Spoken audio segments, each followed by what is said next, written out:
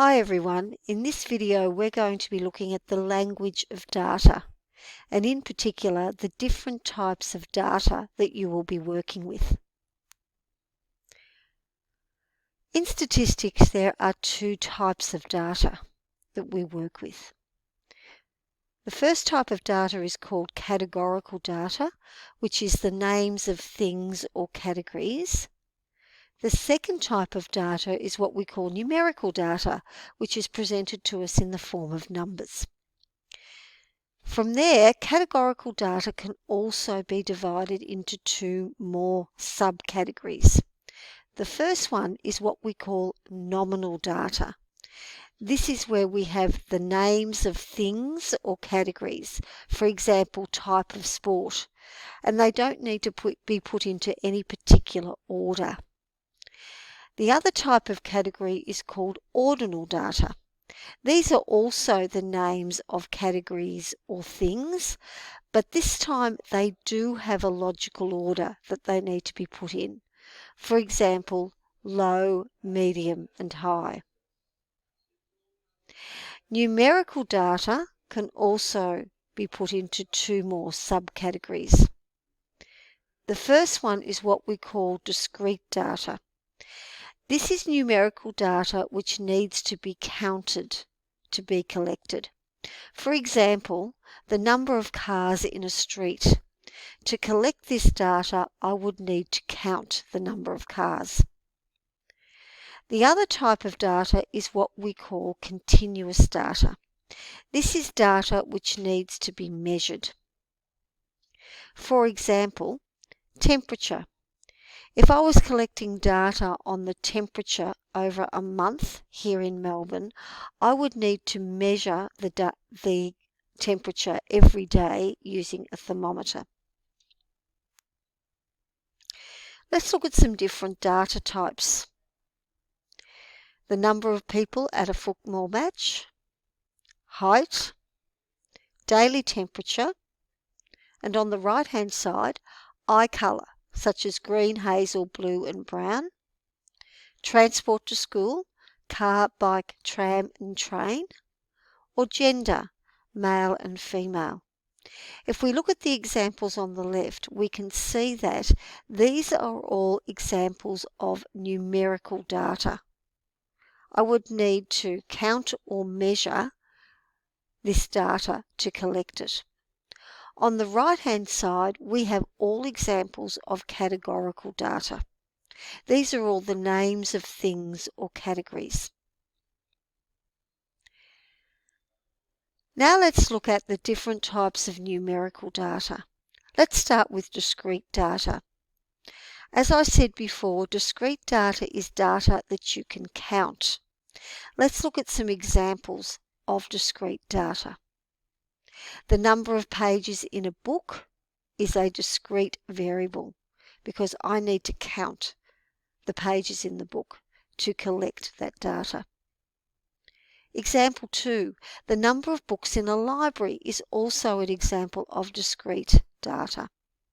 I would need to count the number of books in the library to collect that data.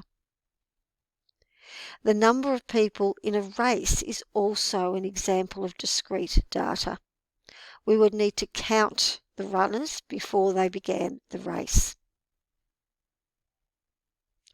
Now let's look at types of continuous data and some examples of those. As I said earlier, continuous data is data that you can measure. Example 1, the length of a film is a continuous data variable. I would need to measure the length of the film in minutes and seconds. Example 2, temperature is a continuous variable. I would need to measure the temperature using a thermometer to collect the data. And time taken to run a race is also an example of continuous data. I would need to use a stopwatch to measure the time taken to run the race. Let's have a look at some other examples of data. Your eyesight is excellent, very good, good, fair or poor. North Melbourne is the best team. Do you strongly agree? I do. Agree, neutral, disagree, or strongly disagree. On the right-hand side here, we have gender, male or female, or hair colour, red, blonde, brown, or black. If we look at the examples on the left-hand side, we can see that they are clearly categorical data, but they are ordinal categorical data. In all of these examples, they are the names of categories, but they go in a logical order. For my eyesight, the logical order would be from excellent to very good to good, fair or poor. And for the next one, the degree of your agreement with my statement would be in order from strongly agree, agree, neutral, disagree, and strongly disagree. So these are all examples of categorical ordinal data. On the right-hand side, we have examples of nominal data. They are also the names of categories or things, but there's no logical order to them. When we come to gender, it doesn't matter what order I put male or female in. I could have written that the other way around, female, male.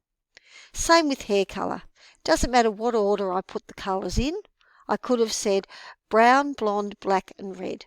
It doesn't matter. So these are all examples of categorical nominal data. As I said earlier, ordinal data requires a ranking system to describe the data, but nominal data has no order. Just quickly, let's summarise. Two types of data. The first one is numerical, and numerical data can be organised into discrete data, which is counted data, or continuous data, which is measured data. The other type of data is categorical data.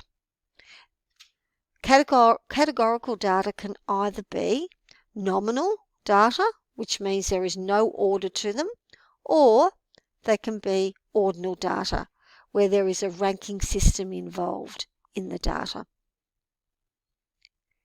Numerical data is described using numbers.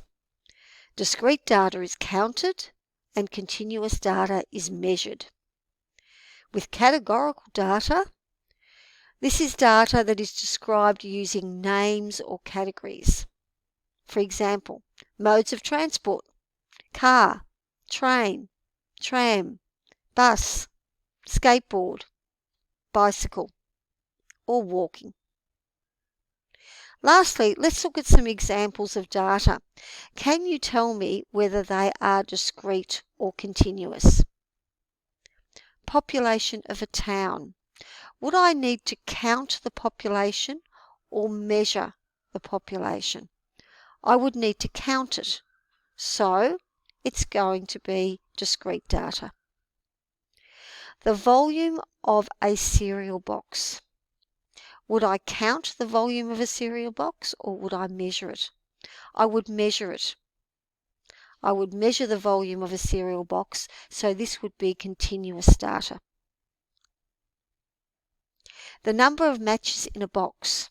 This is discrete data because I would count the number of matches in a box. The top speed of a car. This would be continuous because I would need to measure the speed of a car using the speedometer in the car. The length of a crocodile. This is also continuous data because I would need to measure the length of the crocodile, not count it. The number of goals in a season. These would need to be counted, so it's discrete data. Lastly, the temperature of an oven. I would need to measure the temperature of the oven using a thermometer, so it's continuous data.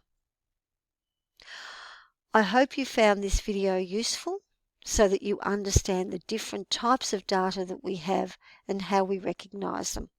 Thank you.